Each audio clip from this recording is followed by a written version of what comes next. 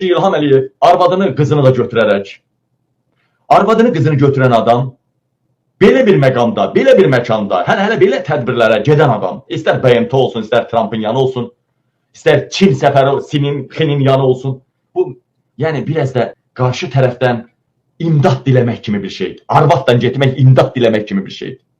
Erkək eşkək yanında xotu xərrəməz.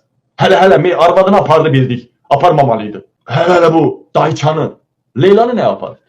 Arvadını, qızını aparıb ki, düşünüb ki, İranın rəhbərləri, Prezident Pezeşkiyan, Xarici İşlər Naziri Abbas Əraqçı, ya Kalibab, məclis sədri gələcək.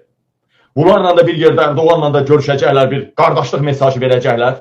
İlham Əliyev belə düşünürdü. Çox ölkələr ora, hətta Azərbaycan boyda ölkələr belə orada nazir mavini səviyyəsində yer aldı. Fransa, eyni zamanda İtaliya kimi ölkələr.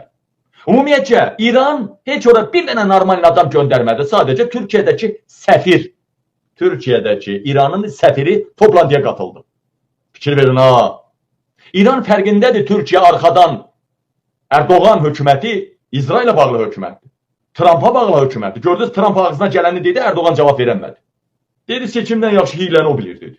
İlham Əliyevin ümidləri suya düşdü. İranla barışmaq, İranın könlünü almaq, Erdoğanla bir qardaşlıq, dostluq, qonşuluq mesajı vermək istəyirdi. İranda özünü tanıyan heç kim gəlmədi.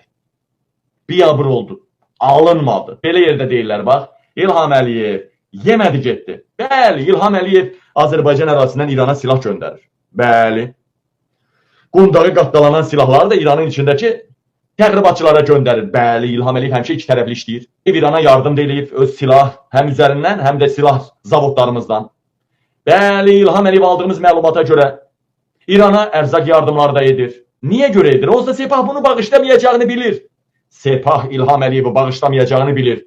Sadəcə o yanlıq, bu yanlıq olana qədər, bəzi şirkətləri, yerləri satana qədər, mənim obyektlərimi vurma, məni vurma deyir İlham Əliyev. İlhamı vurmasınlar, İlhamın obyektlərini vurmasınlar. Güya İran bilmir ki, İbrahim Rəisini İlhamın əlindən vurdular.